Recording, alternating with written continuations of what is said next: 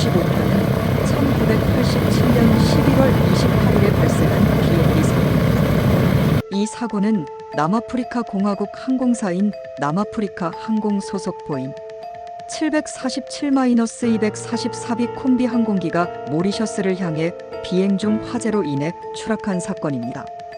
주요 정보는 다음과 같습니다. 항공편 정보. 날짜 1987년 11월 28일. 비행기 보잉 747-244B 콤비. 항공편 번호 SA295. 탑승자 총 159명, 승객 140명. 승무원 19명. 출발지 중화민국 타이베이, 현재의 타이완 타오위안 국제공항. 중간 기착지 모리셔스 플라크 공항. 목적지 남아프리카 공화국 요하네스버그. 사고 개요. 화재 발생 비행기는 타이베이를 떠난 후 모리셔스로 향하던 중 화물판에서 원인 불명의 화재가 발생했습니다. 비상 착륙 시도 화재로 인해 비행기는 모리셔스 플라크 공항에 비상 착륙을 시도했으나 비행 도중 통제 불능 상태에 빠졌습니다. 추락 위치 인도양, 모리셔스 근처. 생존자 전원 사망. 원인.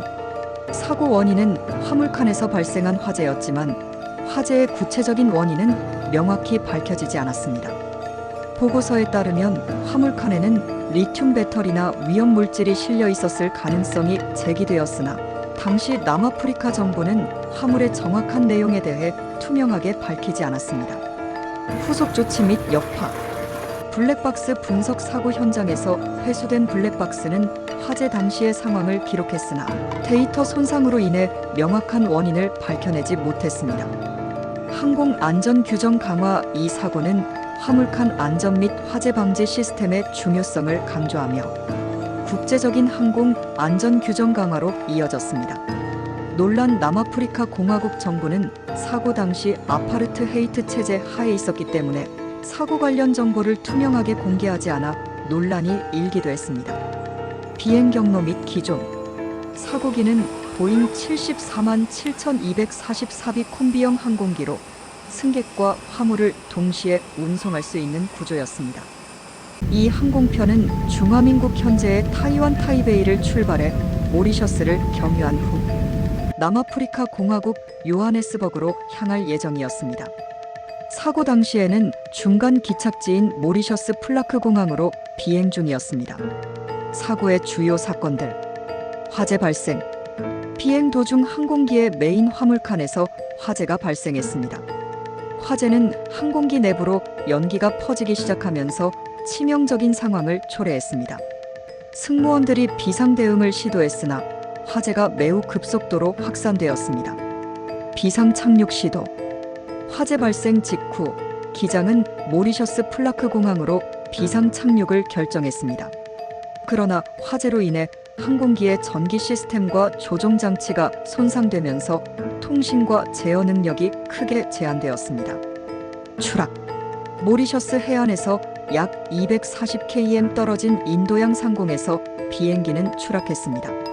추락 당시에는 비행기가 거의 통제 불능 상태였던 것으로 보입니다.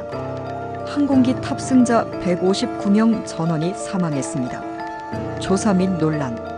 블랙박스 회수. 사고 후 인도양에서 회수된 음성 기록 장치와 비행 기록 장치는 화재 당시의 상황을 기록하고 있었습니다. 그러나 데이터 일부가 손상되어 정확한 원인을 규명하는 데 한계가 있었습니다. 화물칸에 실린 화물.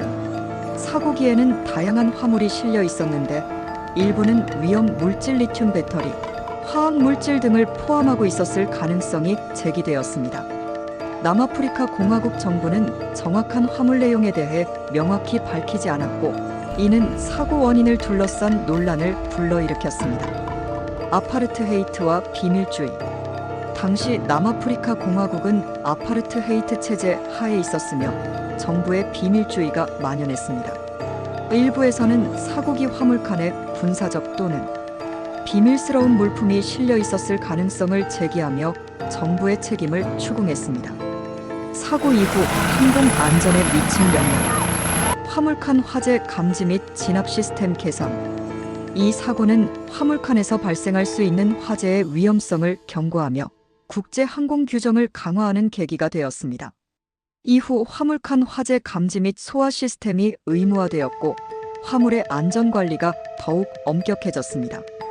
화물 관리 규정 강화, 위험 물질의 운송 규정이 대폭 개선되었습니다. 화물칸에 실리는 물품의 상세한 목록 제출과 위험 물질의 제한이 강화되었습니다. 항공기 설계 변경, 콤비형 항공기의 설계 및 안전 규정도 수정되었습니다. 특히 화물칸과 승객 공간 사이의 격벽 강화와 화재 방지 기술이 도입되었습니다. 미스터리와 의혹, 정부의 은폐 의혹, 사고 조사 과정에서 남아프리카 정부가 화물 내용과 사고 원인에 대해 투명하게 공개하지 않았다는 비판이 있었습니다. 특히 화물칸에 비밀 군사 물품이나 위험 화학 물질이 있었을 가능성이 꾸준히 제기되었습니다. 화재 원인 불명, 화재의 직접적인 원인이 무엇인지 명확히 밝혀지지 않아 여러 가설이 존재합니다. 리튬 배터리 폭발, 화학 반응, 전기적 결함 등이 가능성으로 언급되었습니다. 탑승자와 영향, 탑승자 중에는 남아프리카 시민 외에도 다양한 국적의 승객이 포함되어 있었습니다.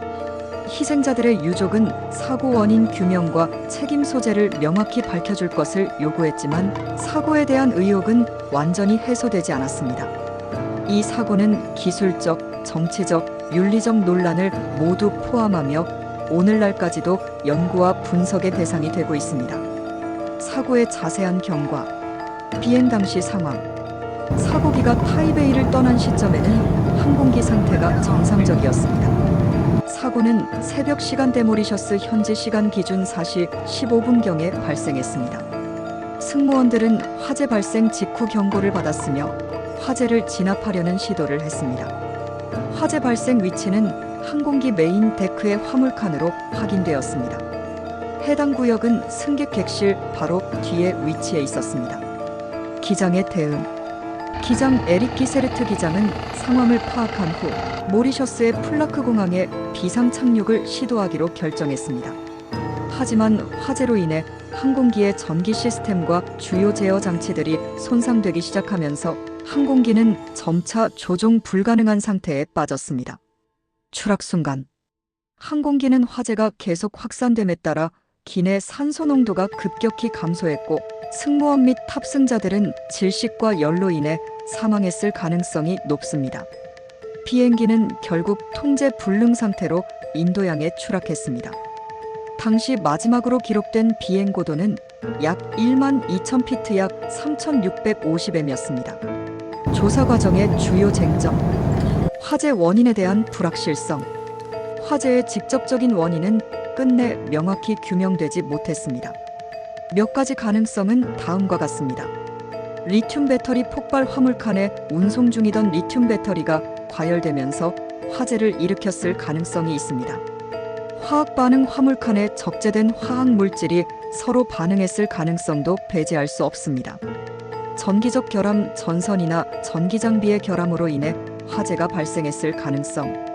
그러나 이 모든 가설은 확정적 증거 없이 논의되었습니다.